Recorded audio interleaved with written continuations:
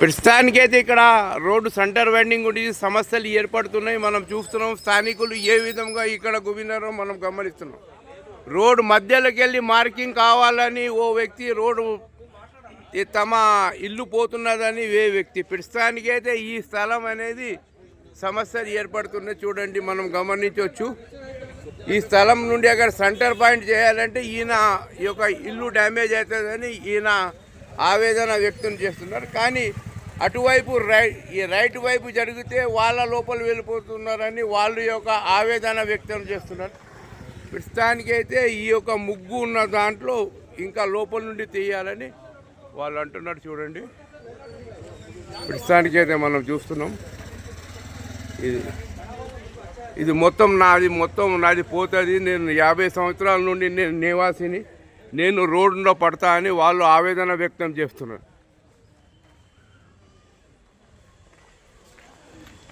అంటే ఇటువైపు ఎక్కువగా అయిపోయిందని వాళ్ళు ఆవేదన వ్యక్తం చేస్తున్నారు. మనం చూస్తున్నాం కదా. ఏదైనా కానీ మాకు న్యాయం జరగాలని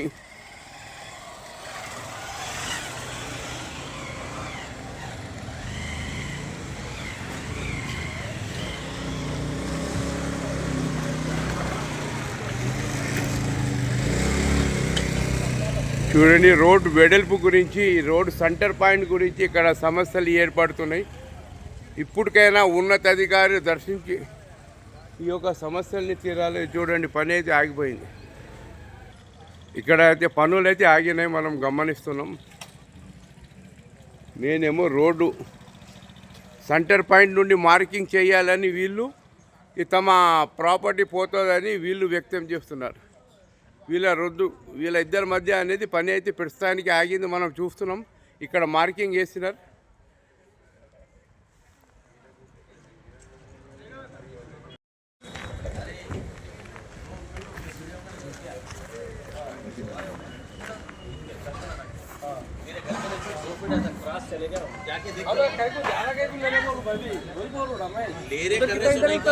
क्या कर रहे बोले तो ईमानदारी कर रहे, गच्चू रह के 7 फीट छोड़ लिए, चलो अन्ना कल डेवलपमेंट होता